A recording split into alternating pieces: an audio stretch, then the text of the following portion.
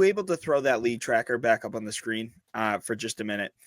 I want to point this stretch out to you. Now, that first quarter, obviously, a lot of red for Cleveland Cavaliers. But if you notice that in the second quarter, that first quarter of the quarter, you see that dip down above 10 points. You get, maybe 12, 13, 14 points.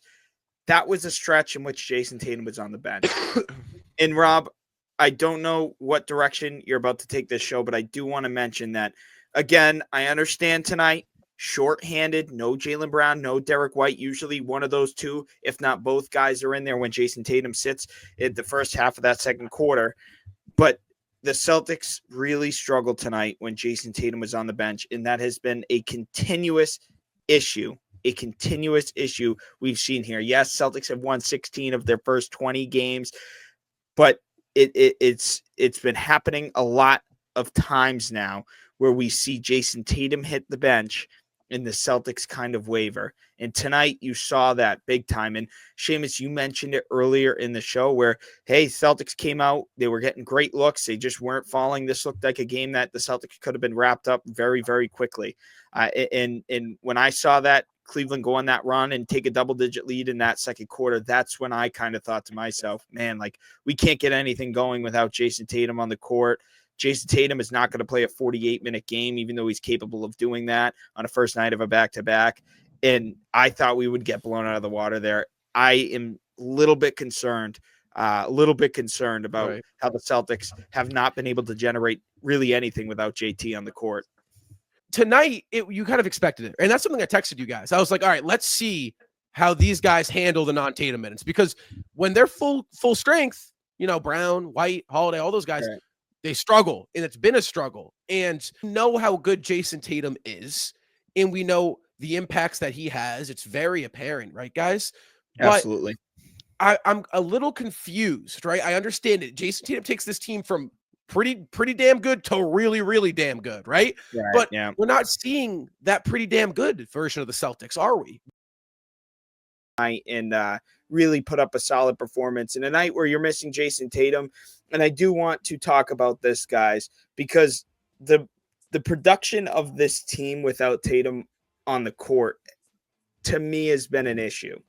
It's when Jason Tatum goes to the bench, Celtics go flat, Celtics go stagnant.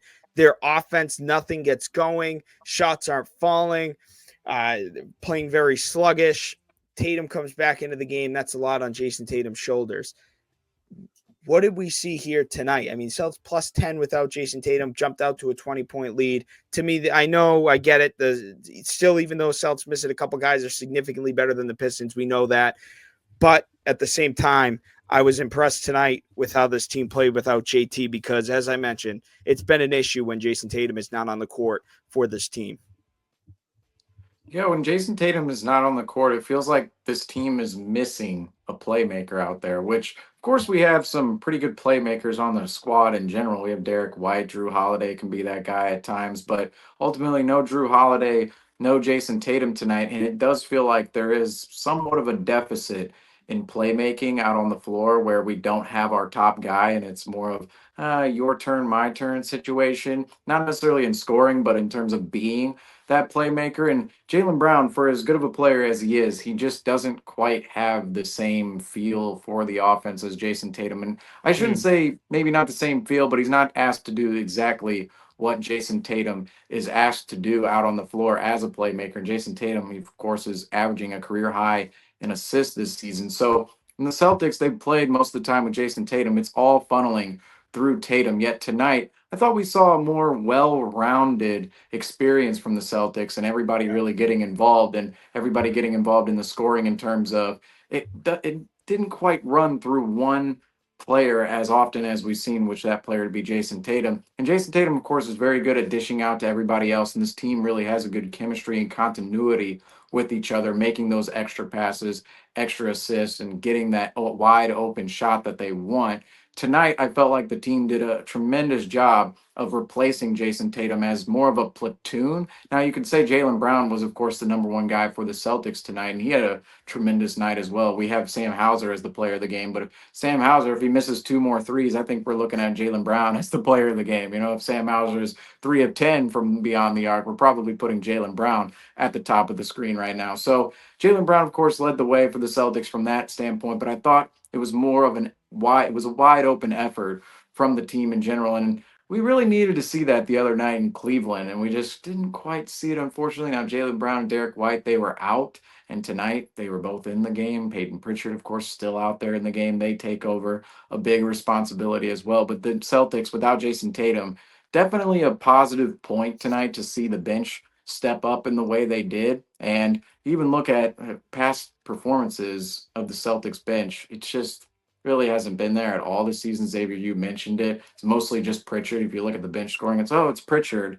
And then nobody else is really contributing here. So great to see Sam Hauser, of course, break out in the way he did.